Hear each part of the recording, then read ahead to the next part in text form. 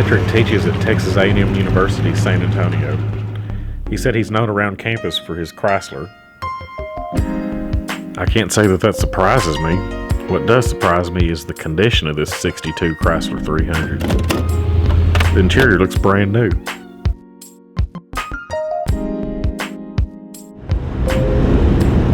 But you can tell these were highway cars. Yeah, we're bombing down the road 70, 75 miles an hour in this 1962 Chrysler.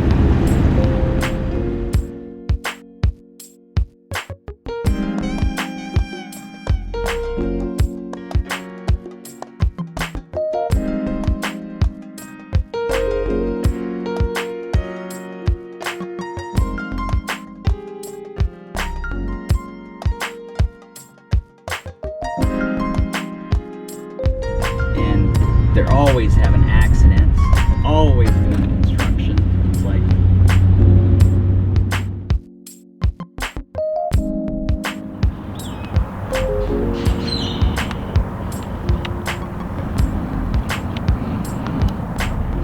see, but it's like at night it is gorgeous, but it's like during the day.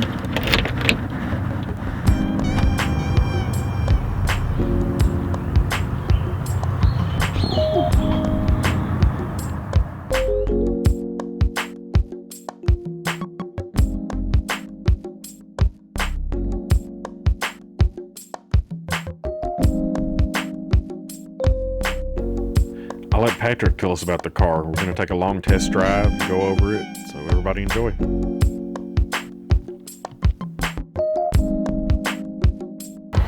So,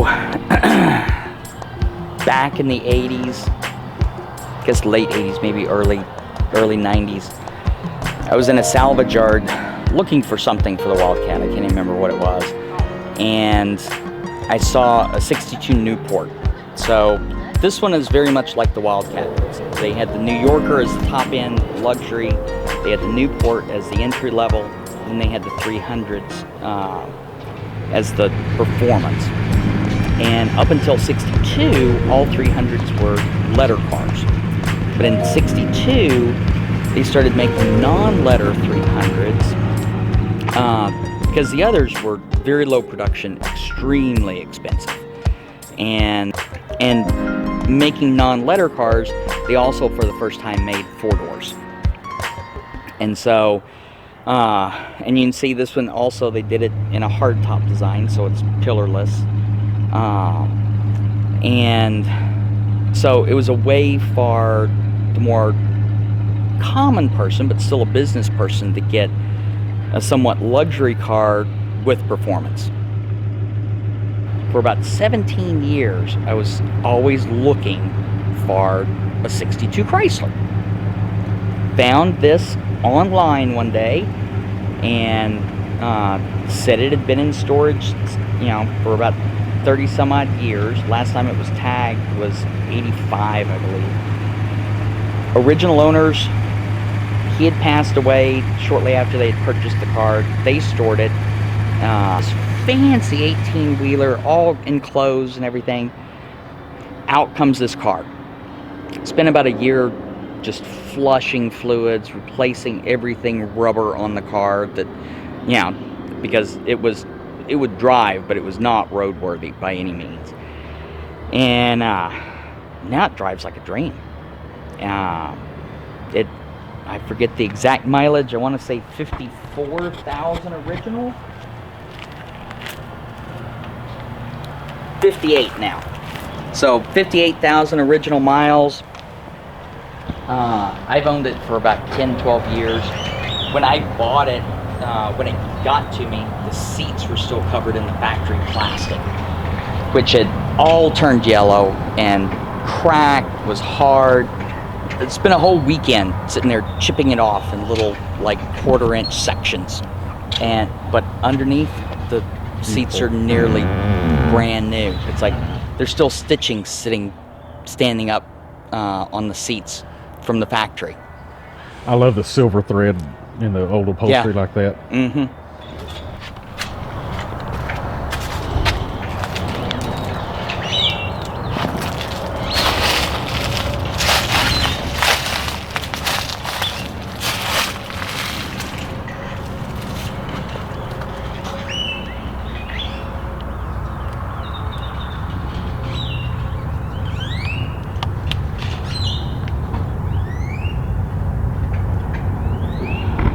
your blinkers? That's your blinker.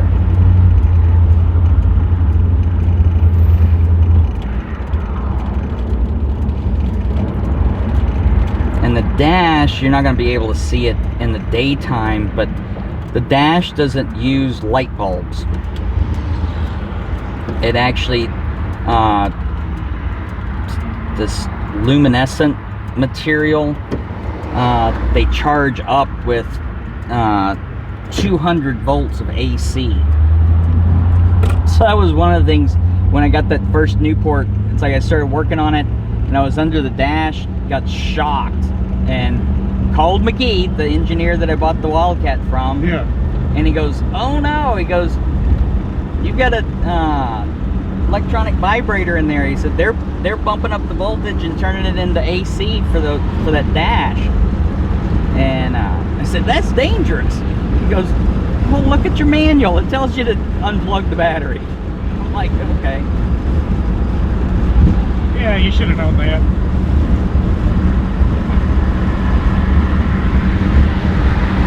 Well, I think every manual tells you to unplug the battery, but like when you're dealing with 12 volts, it's not that big a deal.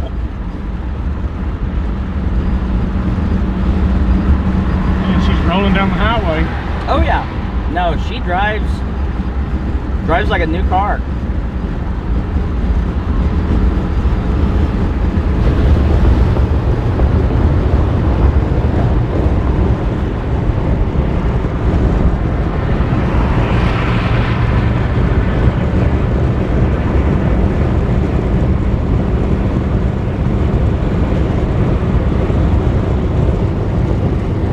Well, I can lay my head back. I've got full visibility of the roof.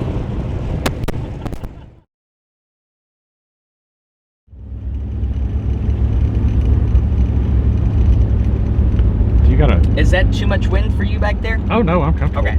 So you've got a transistor radio down there, FM? FM converter. So sometime in that period, I'm not sure when they started offering those, if that was something they also got from the dealer at the time, or if that's something they had added later.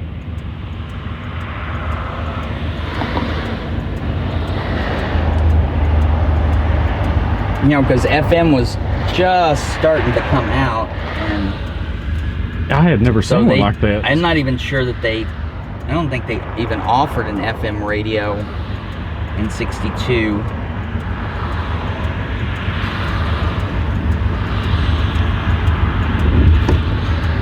Well, I mean, back in the 70s, FM converters were fairly common because people had these old 60s cars. I mean, you know, Radio Shack would make these little things that would add in. But clearly that is from somewhere close to the time period of this car.